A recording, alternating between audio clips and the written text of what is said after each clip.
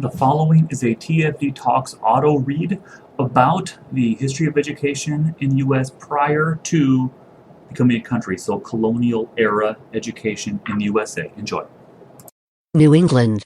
The first American schools in the 13 original colonies opened in the 17th century. Boston Latin School was founded in 1635 and is both the first public school and oldest existing school in the United States. The first free taxpayer-supported public school in North America, the Mather School, was opened in Dorchester, Massachusetts, in 1639.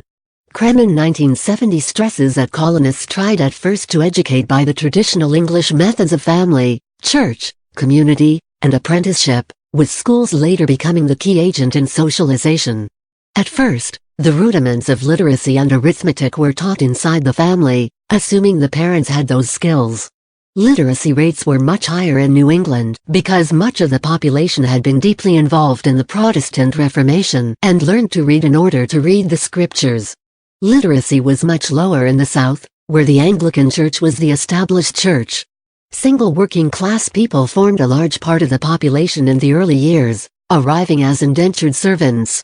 The planter class did not support public education, but arranged for private tutors for their children, and sent some to England at appropriate ages for further education. By the mid-19th century, the role of the schools in New England had expanded to such an extent that they took over many of the educational tasks traditionally handled by parents. First Boston Latin Schoolhouse. All the New England colonies required towns to set up schools, and many did so. In 1642 the Massachusetts Bay Colony made proper education compulsory. Other New England colonies followed this example. Similar statutes were adopted in other colonies in the 1640s and 1650s. The schools were all male and all white, with few facilities for girls. In the 18th century, common schools were established. Students of all ages were under the control of one teacher in one room. Although they were publicly supplied at the local town level, they were not free. Students' families were charged tuition or rate bills. The larger towns in New England opened grammar schools, the forerunner of the modern high school. The most famous was the Boston Latin School, which is still in operation as a public high school. Hopkins School in New Haven, Connecticut, was another. By the 1780s, most had been replaced by private academies. By the early 19th century New England operated a network of private high schools, now called prep schools, typified by Phillips Andover Academy 1778, Phillips Exeter Academy 1781, and Deerfield Academy 1797. They became the major feeders for Ivy League colleges in the mid-19th century.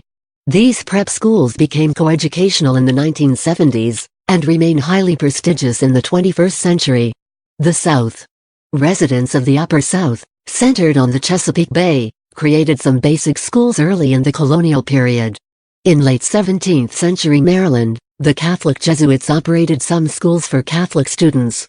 Generally the planter class hired tutors for the education of their children or sent them to private schools. During the colonial years, some sent their sons to England or Scotland for schooling. In March 1620, George Thorpe sailed from Bristol for Virginia. He became a deputy in charge of 10,000 acres, 4,000 hectares of land to be set aside for a university and Indian school. The plans for the school for Native Americans ended when George Thorpe was killed in the Indian Massacre of 1622. In Virginia, rudimentary schooling for the poor and paupers was provided by the local parish. Most elite parents either homeschooled their children using peripatetic tutors or sent them to small local private schools. In the Deep South, Georgia and South Carolina, schooling was carried out primarily by private venture teachers and a hodgepodge of publicly funded projects. In the colony of Georgia, at least 10 grammar schools were in operation by 1770, many taught by ministers. The Bethesda Orphan House educated children. Dozens of private tutors and teachers advertised their service in newspapers.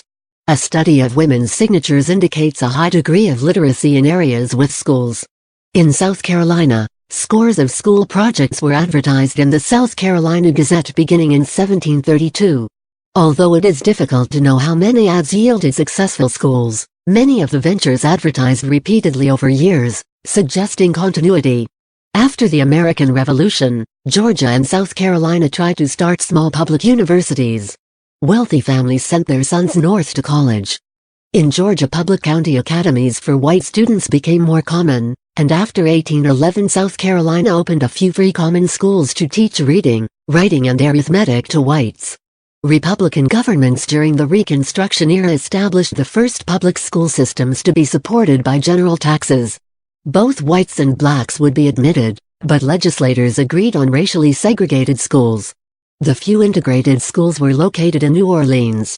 Particularly after white Democrats regained control of the state legislatures in former Confederate states, they consistently underfunded public schools for blacks, which continued until 1954 when the United States Supreme Court declared state laws establishing separate public schools for black and white students to be unconstitutional. Generally, public schooling in rural areas did not extend beyond the elementary grades for either whites or blacks. This was known as 8th grade school after 1900. Some cities began to establish high schools, primarily for middle-class whites. In the 1930s, roughly 1/4 of the U.S. population still lived and worked on farms, and few rural Southerners of either race went beyond the 8th grade until after 1945. Women and girls. The earliest continually operating school for girls in the United States is the Catholic Ursuline Academy in New Orleans. It was founded in 1727 by the Sisters of the Order of St. Ursula. The academy graduated the first female pharmacist. The first convent established in the United States supported the academy. This was the first free school and first retreat center for young women. It was the first school to teach free women of color, Native Americans, and female African American slaves. In the region, Ursuline provided the first center of social welfare in the Mississippi Valley. And it was the first boarding school for girls in Louisiana, and the first school of music in New Orleans. Tax-supported schooling for girls began as early as 1767 in New England. It was optional and some towns proved reluctant to support this innovation. Northampton, Massachusetts, for example, was a late adopter because it had many rich families who dominated the political and social structures. They did not want to pay taxes to aid poor families. Northampton assessed taxes on all households, rather than only on those with children, and used the funds to support a grammar school to prepare boys for college. Not until after 1800 did Northampton educate girls with public money. In contrast, the town of Sutton, Massachusetts, was diverse in terms of social leadership and religion at an early point in its history. Sutton paid for its schools by means of taxes on households with children only, thereby creating an active constituency in favor of universal education for both boys and girls. Colonial Schoolhouse in Hollis, New Hampshire. Historians note that reading and writing were different skills in the colonial era. Schools taught both, but in places without schools, writing was taught mainly to boys and a few privileged girls. Men handled worldly affairs and needed to both read and write. It was believed that girls needed only to read especially religious materials. This educational disparity between reading and writing explains why the colonial women often could read, but could not write and could not sign their names. They used an X. The education of elite women in Philadelphia after 1740 followed the British model developed by the gentry classes during the early 18th century. Rather than emphasizing ornamental aspects of women's roles, this new model encouraged women to engage in more substantive education, reaching into the classical arts and sciences to improve their reasoning skills. Education had the capacity to help colonial women secure their elite status by giving them traits that their inferiors could not easily mimic. Fatherly 2004 examines British and American writings that influenced Philadelphia during the 1740s, 1770s, and the ways in which Philadelphia women gained education and demonstrated their status. Non-English schools. By 1664, when the territory was taken over by the English, most towns in the New Netherland colony had already set up elementary schools. The schools were closely related to the Dutch Reformed Church, and emphasized reading for religious instruction and prayer. The English closed the Dutch-language public schools. In some cases these were converted into private academies. The new English government showed little interest in public schools.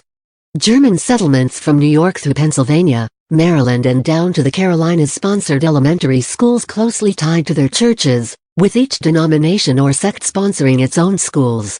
In the early colonial years, German immigrants were Protestant, and the drive for education was related to teaching students to read scripture. Following waves of German Catholic immigration after the 1848 revolutions, and after the end of the Civil War, both Catholics and Missouri Synod Lutherans began to set up their own German-language parochial schools, especially in cities of heavy German immigration, such as Cincinnati, St. Louis, Chicago and Milwaukee, as well as rural areas heavily settled by Germans. The Amish, a small religious sect speaking German, are opposed to schooling past the elementary level. They see it as unnecessary, as dangerous to preservation of their faith, and as beyond the purview of government. Spain had small settlements in Florida, the Southwest, and also controlled Louisiana. There is little evidence that they schooled any girls. Parish schools were administered by Jesuits or Franciscans and were limited to male students. Excerpt from the New England Primer of 1690, the most popular American textbook of the 18th century textbooks. In the 17th century, colonists imported school books from England. By 1690, Boston publishers were reprinting the English Protestant Tutor under the title of the New England Primer. The primer was built on rote memorization. By simplifying Calvinist theology, the primer enabled the Puritan child to define the limits of the self by relating his life to the authority of God and his parents. The primer included additional material that made it widely popular in colonial schools until it was supplanted by Webster's work. The Blue-bagged Speller of Noah Webster was by far the most common textbook from the 1790s until 1836, when the McGuffey Readers appeared. Both series emphasized civic duty and morality, and sold tens of millions of copies nationwide. Webster's Speller was the pedagogical blueprint for American textbooks. It was so arranged that it could be easily taught to students, and it progressed by age. Webster believed students learned most readily when complex problems were broken into its component parts. Each pupil could master one part before moving to the next. Ellis argues that Webster anticipated some of the insights associated in the 20th century with Jean Piaget's theory of cognitive development. Webster said that children pass through distinctive learning phases in which they master increasingly complex or abstract tasks. He stressed that teachers should not try to teach a 3-year-old how to read. Wait until they are ready at age 5. He planned the speller accordingly, starting with the alphabet, then covering the different sounds of vowels and consonants, then syllables. Simple words came next, followed by more complex words, then sentences. Webster's speller was entirely secular. It ended with 2 pages of important dates in American history, beginning with Columbus' discovery in 1492 and ending with the Battle of Yorktown in 1781, by which the United States achieved independence. There was no mention of God, the Bible, or sacred events. As Ellis explains, Webster began to construct a secular catechism to the nation-state. Here was the first appearance of civics in American school books. In this sense, Webster's Speller was the secular successor to the New England Primer with its explicitly biblical injunctions. Bynack 1984 examines Webster in relation to his commitment to the idea of a unified American national culture that would prevent the decline of Republican virtues and national solidarity. Webster acquired his perspective on language from such German theorists as Johann David Michaelis and Johann Gottfried Herder. He believed with them that a nation's linguistic forms and the thoughts correlated with them shaped individuals' behavior. He intended the etymological clarification and reform of American English to improve citizens' manners and thereby preserve Republican purity and social stability. Webster animated his speller and grammar by following these principles. Colonial colleges. Higher education was largely oriented toward training men as ministers before 1800. Doctors and lawyers were trained in local apprentice systems. Religious denominations established most early colleges in order to train ministers. New England had a long emphasis on literacy in order that individuals could read the Bible. Harvard College was founded by the colonial legislature in 1636, and named after an early benefactor. Most of the funding came from the colony, but the college began to build an endowment from its early years. Harvard at first focused on training young men for the ministry, but many alumni went into law, medicine, government or business. The college was a leader in bringing Newtonian science to the colonies. The College of William and Mary was founded by Virginia government in 1693, with 20,000 acres 8,100 hectares of land for an endowment, and a penny tax on every pound of tobacco, together with an annual appropriation. It was closely associated with the established Anglican Church. James Blair, the leading Anglican minister in the colony, was president for 50 years. The college won the broad support of the Virginia planter class, most of whom were Anglicans. It hired the first law professor and trained many of the lawyers, politicians, and leading planters. Students headed for the ministry were given free tuition. The first history of Yale was written by President Thomas Clapp in 1766. Yale College was founded by Puritans in 1701, and in 1716 was relocated to New Haven, Connecticut. The conservative Puritan ministers of Connecticut had grown dissatisfied with the more liberal theology of Harvard, and wanted their own school to train Orthodox ministers. However, President Thomas Clapp 1766 strengthened the curriculum in the natural sciences and made Yale a stronghold of revivalist New Life theology. New Side Presbyterians in 1747 set up the College of New Jersey, in the town of Princeton. Much later it was renamed as Princeton University. Baptists established Rhode Island College in 1764, and in 1804 it was renamed Brown University in honor of a benefactor. Brown was especially liberal in welcoming young men from other denominations. In New York City, the Anglicans set up King's College in 1746, with its president Samuel Johnson the only teacher. It closed during the American Revolution, and reopened in 1784 as an independent institution under the name of Columbia College. It is now Columbia University. The Academy of Philadelphia was created in 1749 by Benjamin Franklin and other civic-minded leaders in Philadelphia. Unlike colleges in other cities, it was not oriented toward the training of ministers. It founded the first medical school in America in 1765, therefore becoming America's first university. The Pennsylvania state legislature conferred a new corporate charter upon the College of Philadelphia and renamed it the University of Pennsylvania in 1791. The Dutch Reformed Church in 1766 set up Queen's College in New Jersey, which later became known as Rutgers University and gained state support. Dartmouth College, chartered in 1769 as a school for Native Americans, relocated to its present site in Hanover, New Hampshire, in 1770. All of the schools were small, with a limited undergraduate curriculum oriented on the classical liberal arts. Students were drilled in Greek, Latin, geometry, ancient history, logic, ethics and rhetoric, with few discussions, little homework and no lab sessions. The college president typically tried to enforce strict discipline. The upperclassmen enjoyed hazing the freshmen. Many students were younger than 17, and most of the colleges also operated a preparatory school. There were no organized sports, or Greek letter fraternities, but many of the schools had active literary societies. Tuition was very low and scholarships were few. The colonies had no schools of law. A few young American students studied at the prestigious Inns of Court in London. The majority of aspiring lawyers served apprenticeships with established American lawyers, or read the law to qualify for bar exams. Law became very well established in the colonies, compared to medicine, which was in rudimentary condition. In the 18th century, 117 Americans had graduated in medicine in Edinburgh, Scotland, but most physicians learned as apprentices in the colonies. The trustees of the Academy of Philadelphia, later the University of Pennsylvania, established the first medical school in the colonies in 1765, becoming the first university in the colonies. In New York, the medical department of King's College was established in 1767, and in 1770 it awarded the first American MD degree.